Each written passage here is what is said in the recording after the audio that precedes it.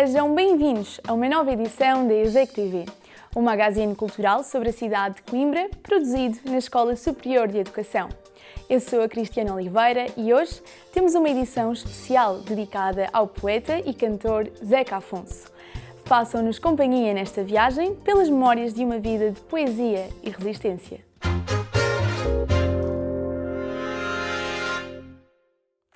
Zeca Afonso é a voz da consciência social e política de todos os tempos e continua a ser a melodia combativa das problemáticas atuais. As suas músicas atravessam tempestades humanas e revoluções, em forma de canções que embalam sonhos e acendem lutas. Distraído das coisas mundanas e materiais, mas atento aos valores do coração e da humanidade, a sua alma era mais livre e maior do que o seu corpo e do que qualquer palavra que cantava. A voz e as canções foram as suas armas. As palavras atravessaram gerações e continuam a fazer revoluções nos momentos mais desafiantes da nossa história. Viveu em Coimbra durante os tempos de estudante e a verdade é que Coimbra nunca mais saiu dele. Fomos à procura da cidade de Zeca Afonso, dos lugares onde o seu espírito livre ainda habita e conhecer algumas histórias de amigos e músicos que partilharam a vida e o palco com este cantor e poeta. O Zeca Afonso chegou a Coimbra em 1940, para o Liceu. Viveu cá em Coimbra e praticou desporto e andou e interessou-se na altura já por todas as manifestações académicas dos estudantes. Eu conheci o Zeca, fui amigo do Zeca durante alguns anos, nos anos em que ele aqui esteve e nos anos em que ele visitava Coimbra, não é? Eu partilho, digamos, a presença do Zeca Afonso no Orfeu Académico de Coimbra. Angola, agosto de 1960. E muito cedo o meu pai percebeu que estava ali uma pessoa completamente fora da caixa, da vulgaridade, e percebeu que era preciso lutar e trabalhar para que aquela voz fosse ouvida fora deste contexto mais local.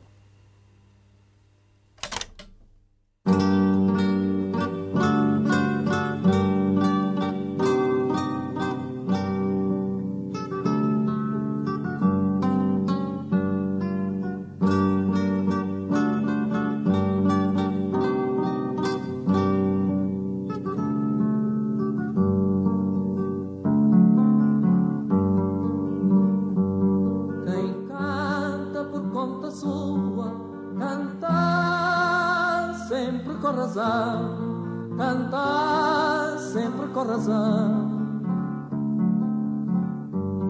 mais vale sem pardal a rua que rola sinal na prisão, que rola sinal na prisão.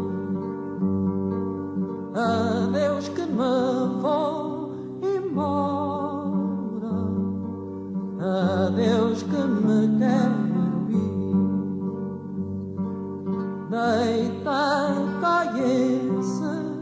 Eu conheço já numa fase em que ele estava licenciado e já estava até a dar aulas.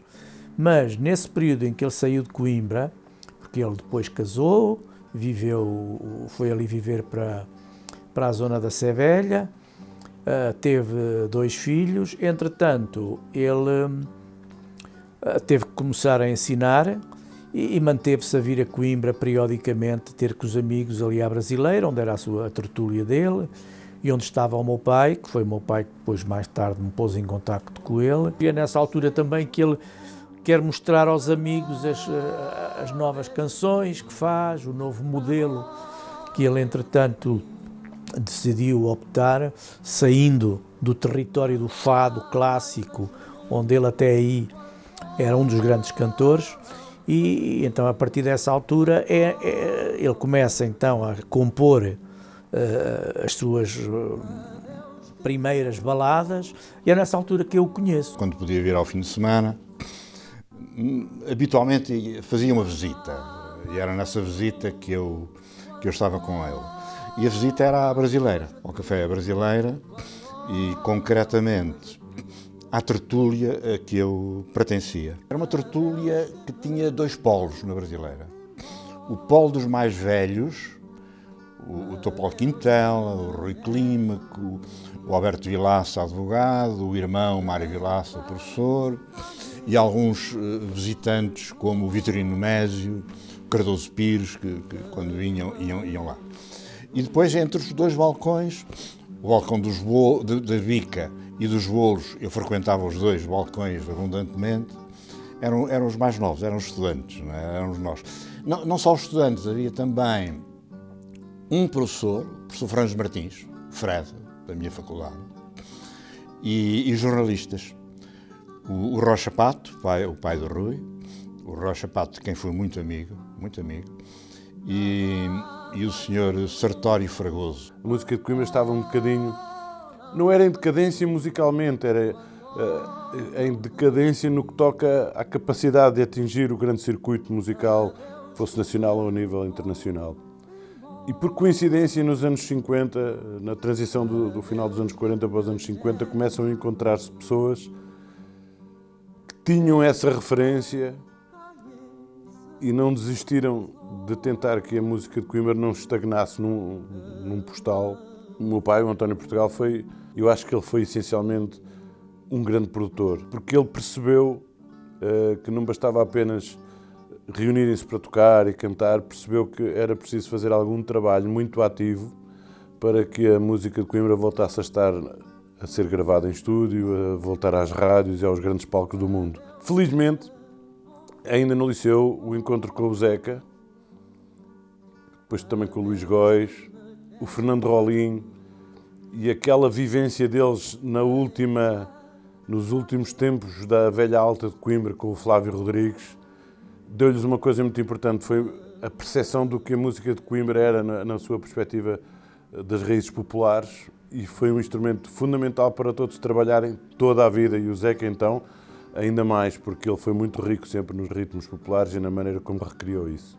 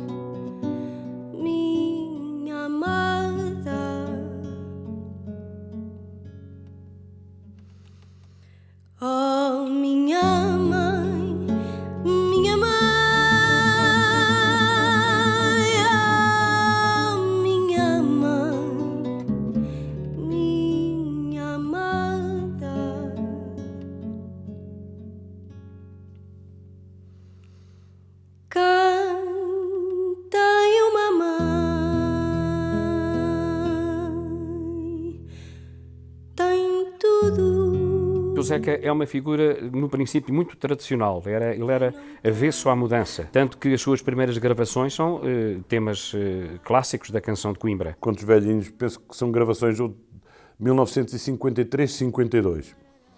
E a Rádio Triunfo, após tanta teimosia, lá acedeu a editar com o selo da Melodia, que era um selo secundário da Rádio Triunfo. E assim começou tudo, porque foi difícil, mas assim que esses temas chegaram ao público através das rádios e através de uma procura de discos que foi muito acima do que era esperado, estava relançado aquilo que viria depois mais tarde a ser chamada a segunda geração de ouro da canção de Coimbra. Quem não tem mãe, não tem nada.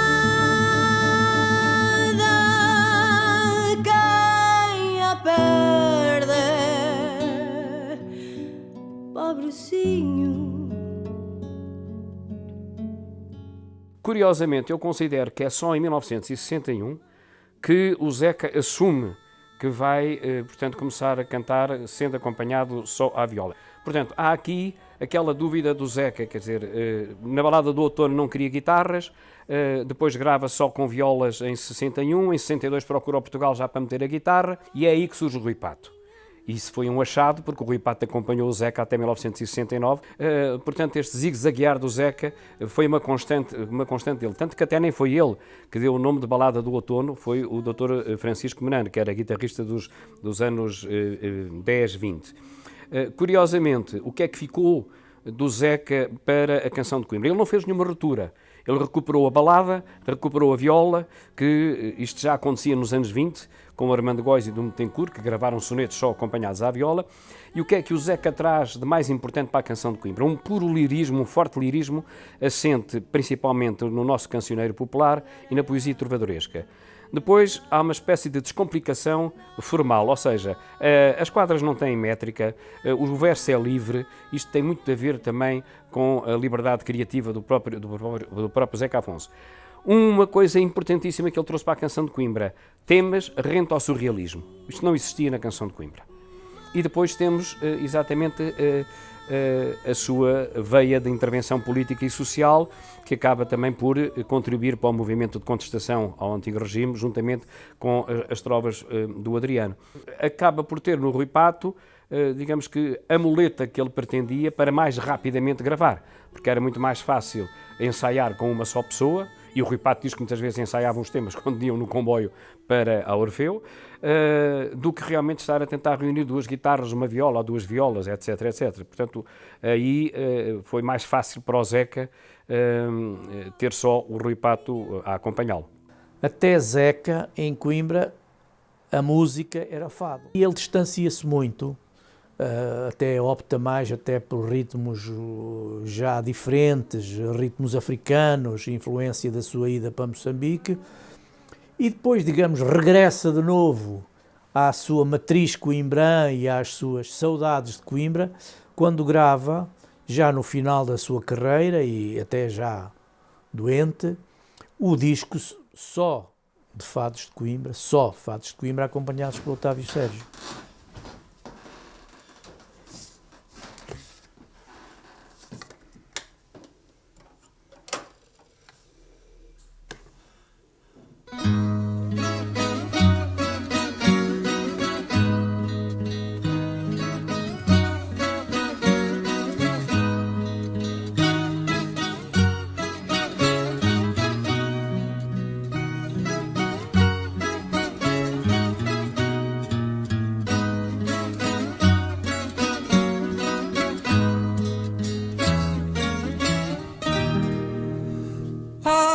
Águas passadas do rio. O Orfeão deslocou-se no navio Vera Cruz e foi aí que ele compôs, a trautear e a compor o Águas. Ora bem, o que é que ele quer dizer com o que diz a letra? Que essa vai ser, ele vai morrer como cantor ali. É a sua despedida de cantor. E era cantor, não era um cancionetista, quer dizer, era um homem que foi solista do Orfeu, embora com uma voz pequena, ele era segundo tenor, mas qualquer voz, qualquer som que emitisse a partir de si, captava logo o público. A primeira gravação que ele faz com o Orfeu Académico de Coimbra vem deste disco. O Zeca tinha um vibrato relativamente apelativo, tinha uma capacidade enorme, tanto do ponto de vista rítmico como com o ouvido, não falhava um compasso. E, portanto, era um homem, digamos, de uma credibilidade musical absolutamente fora de série. E que teve, digamos assim, o papel que teve exatamente por ser isso. O Zeca era um tipo, digamos, curioso e destemido também. O Zeca Afonso foi voleibolista em Coimbra, portanto foi voleibolista da Associação Académica de Coimbra. Eu lembro-me, digamos assim, do Zeca me ter pedido um par de meias, porque o Zeca era um despassarado. Pediu-me um par de meias e eu disse, está bem, opa, olha, estou aqui. E nunca mais as vi, não é? Mas eram daqueles homens com que dava prazer, digamos assim, falar. O Zeca Afonso, o Luís Góes, o Jorge Tuna, o Eduardo Melo, etc., eram tipos superiores. O Zé Nisa, eram homens superiores que estão lá em cima no pedestal do Olimpo.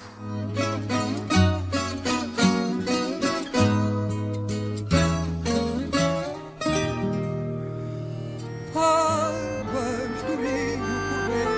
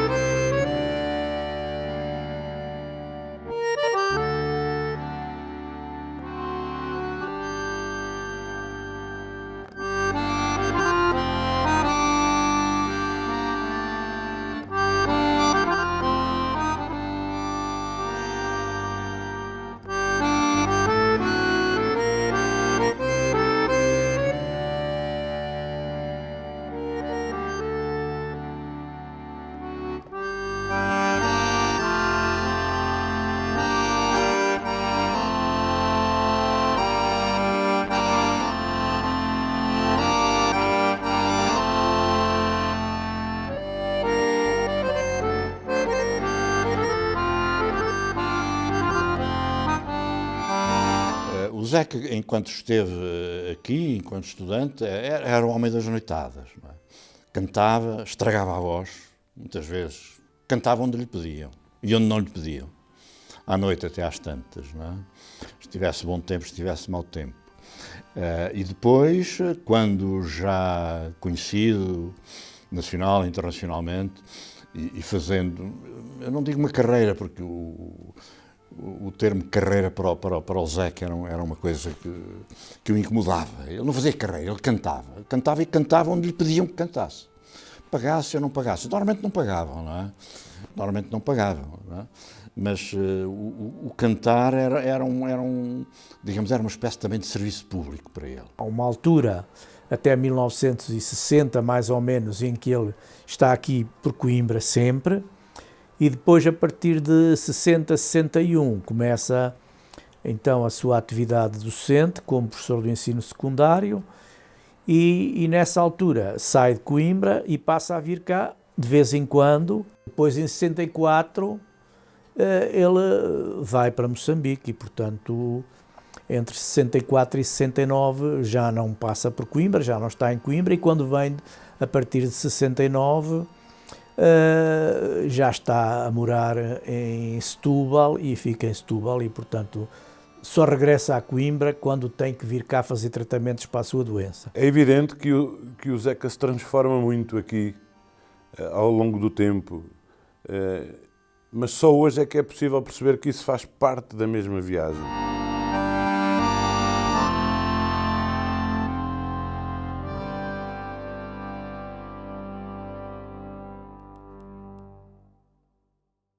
Aqui é a casa da tia Avrilete, o segundo andar, quando ele chegou a Coimbra com o irmão para estudar no liceu. Passaria depois pela Rua de São Salvador. Quando ele casou, foi para lá viver num quarto arrendado pela mãe do Dr. Jorge Peixoto, que era um bibliotecário da Biblioteca Geral da Universidade, ligado ao Partido Comunista, que tinha uma vasta biblioteca onde o Zeca começou a beber muita informação literária e política. Aqui temos a casa onde o Zeca viveu com a primeira mulher.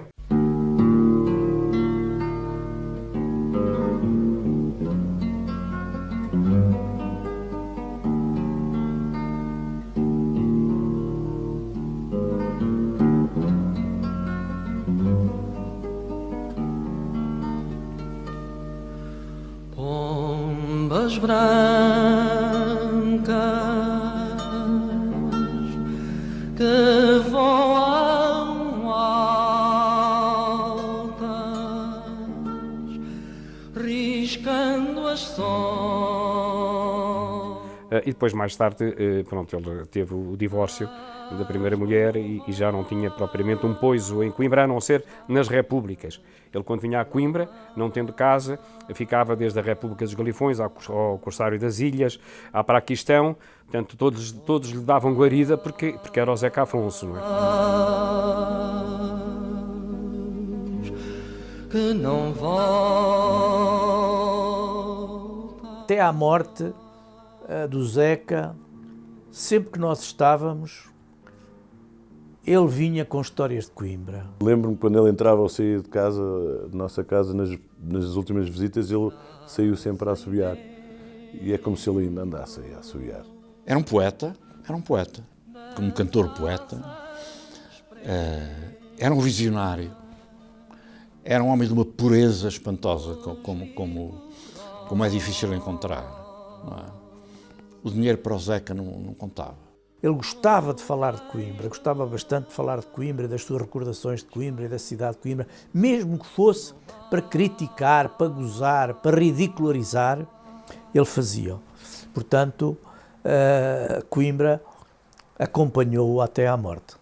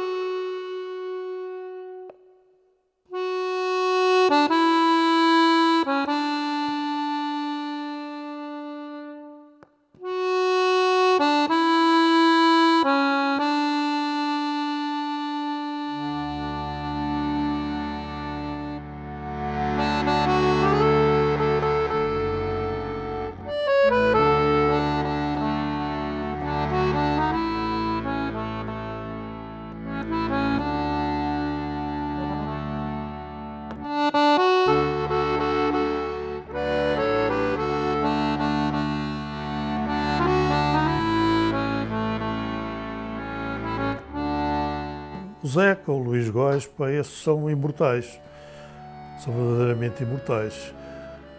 Há vários títulos, não é? Há vários títulos. Além de nunca ter deixado de ser, obviamente, criador e emérito também. Um músico, pá, completo e intemporal.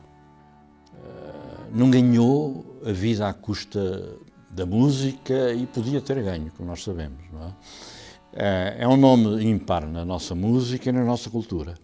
E um grande amigo. Ele está aí outra vez, e muito bem, no seu lugar, não no panteão. Isso é uma coisa perfeitamente anedótica, porque o Zeca Afonso nunca gostou de mordomias e, portanto, acho que o Zeca Afonso é superior a estar num gavetão no panteão. Acima de tudo, dizia sempre o que pensava.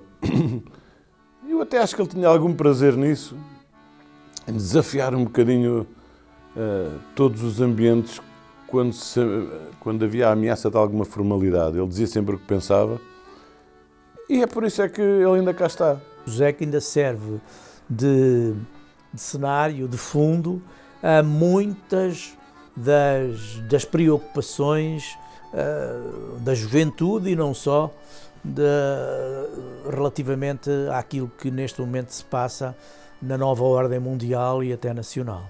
A mensagem que foi deixando sempre sem medo e pagando uma fatura demasiado dura, seja porque a doença o levou a ser demais ou porque na vida foi muito incómodo de facto para um sistema que não estava preparado para lidar com uma personalidade tão rica e tão combativa, não é?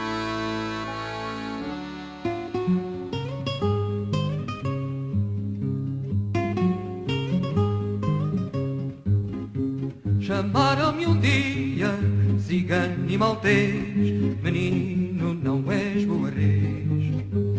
Abri uma cova na terra mais funda, fiz dela a minha sepultura. Entrei numa gruta, matei um tritão, mas tive o diabo na mão,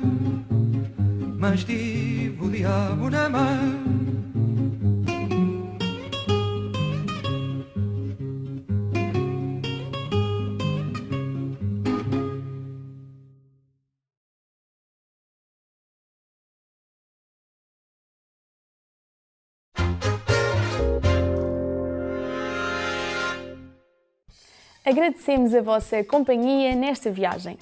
Um olhar sobre Coimbra do Zeca Afonso e a permanência do sonho, da luta e da liberdade. Deixamos o encontro marcado já na próxima semana, aqui na RTP2. Até lá, podem continuar a acompanhar o nosso trabalho na RTP Play e nos canais da ISEC TV. Muito obrigada por terem ficado desse lado e desejo-vos uma ótima semana.